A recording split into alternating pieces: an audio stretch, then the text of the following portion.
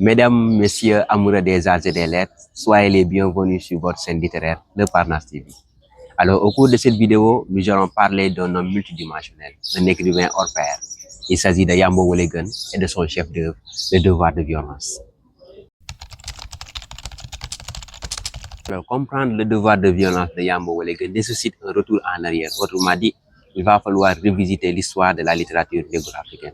Parce qu'il faut savoir que longtemps, des écrivains, parmi lesquels Léopold Sédar Senghor, ou bien de façon générale, les poètes de la négritude et quelques romanciers, notamment Kamara Laye, se sont consacrés à glorifier l'Afrique, à chanter l'Afrique et pointent du doigt à la colonisation, disant que la colonisation est la responsable, excusez-moi, du mal africain. Maintenant, dans le devoir de violence de Yambo Wolegun, l'écrivain malien affirme certes que la colonisation constitue un mal pour l'Afrique, mais il montre également aux Africains qu'avant la colonisation, l'Afrique a connu la violence, l'Afrique a connu la misère, et cette misère est venue même des Africains. Autrement dit, les Africains ont longtemps fait du mal aux Africains avant que la colonisation ne vienne pour semer le désordre. Effectivement, le devoir de violence a suscité un débat, mais avant 1972, il va falloir reconnaître que l'ouvrage a eu un succès. D'ailleurs, en 1968, date de la publication de l'ouvrage, Yambo Wolegun remporte le prix Renaudot et a joui du succès de son ouvrage. Cependant, c'est à partir de 1972 que des critiques littéraires ont reproché à l'écrivain malien de plagier de grands auteurs, parmi lesquels on peut citer Guy de Maupassant, on peut citer Graham Greene, un écrivain britannique. C'est à partir de ce moment-là que les problèmes ont commencé. Parce qu'il va falloir reconnaître une chose. Le plagiat constitue une forme d'intertextualité qui consiste à reprendre volontairement des passages d'un autre pour l'insérer dans son propre ouvrage.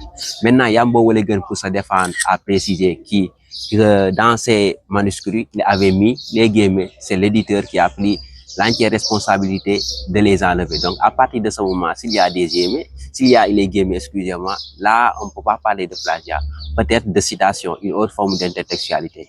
Maintenant, à partir du moment où l'auteur a été accusé de plagiat, le monde littéraire le juge comme un mauvais écrivain, parle de malhonnêteté intellectuelle. D'ailleurs, c'est ce qui motive la maison d'édition, le CEI, à retirer le devoir de violence de ses rayons. Et ça a eu des conséquences assez significatives chez l'auteur Yambo Wolegun. Alors, force est de reconnaître que l'histoire de la littérature nous a montré que il arrive que des écrivains qui ne se connaissent pas, qui ne se sont pas lus, parviennent à dialoguer à partir de leurs textes et parfois même produisent des passages assez similaires. C'est l'exemple d'Alan Edgar Poe et de Charles Baudelaire, séparés dans le temps et dans l'espace. L'un écrit en français, l'autre écrit en anglais. Et pourtant, ils ont réussi à produire des passages similaires. C'est Baudelaire même qui l'affirme. On reproche au romancier sénégalais Semir Ousmane d'avoir s'inspiré de Germinal de Mijola pour produire les bouts de bois de Dieu. Et l'écrivain sénégalais a avoué publiquement qu'il n'a pas lu Jola. Donc, à partir de ce moment-là, on peut dire que les écrivains, il arrive qu'ils produisent des idées ou bien des passages assez similaires. Et en réalité, en littérature, tout a été dit. On ne fait que nous anthropologiser. Tout ce que vous traitez, un autre peut-être que vous ne connaissez pas l'a déjà traité.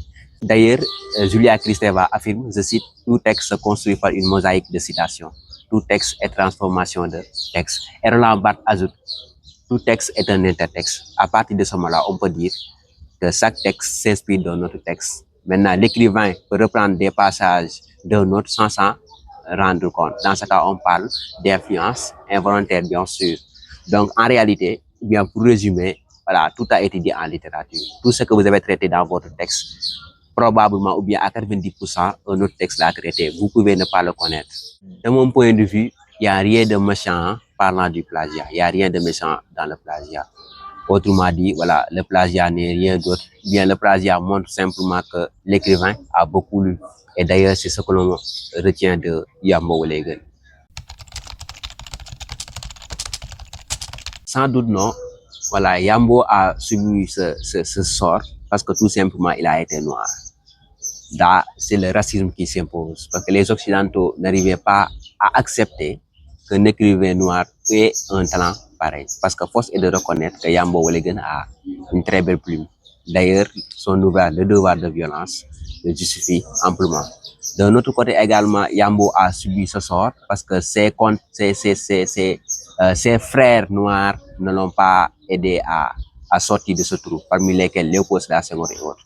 Parce que rappelez-vous, dans l'histoire de la littérature négro-africaine, Mongo Betty a reproché Camara Laye, particulièrement son ouvrage L'enfant noir, de ne pas prendre en considération les problèmes de la colonisation. Et c'est Léopold Sédar Senghor même qui a pris la défense de Camara Laye. Vous comprenez? Parce que Camara Laye chantait la beauté de l'Afrique. Et dans le devoir de violence, c'est le contraire. Yambo Welegan critique les Africains. Après avoir lu l'ouvrage, j'ai aimé. Pourquoi? Parce que c'est du nouveau pour moi. Parce que les écrivains négro-africains que je lisais critiquaient simplement la colonisation. Donc c'était pour moi une première de voir un écrivain africain critiquer ses frères africains. Et Yambo n'a pas tort de le dire. Parce que force est de reconnaître que même les Blancs n'ont jamais couru pour aller attraper un esclave noir. Non, ce sont nous-mêmes, nous Africains, ou bien c'est l'Africain lui-même qui prend son frère africain et le vend aux Arabes ou aux Blancs. Donc moi, personnellement, voilà, je soutiens Yambo Welegan, vraiment. Je pense que de nos jours, Yambo doit être réhabilité. Yambo est décédé en 2017 et en 2018, les éditions Sey ont réintégré le devoir de violence dans leur rayon. Et un écrivain comme Mohamed Bougassar a tenté de le faire. Et je pense qu'il a réussi. Hein? C'est pourquoi il a décroché le prix Goncourt, mais dans la plus secrète mémoire des hommes.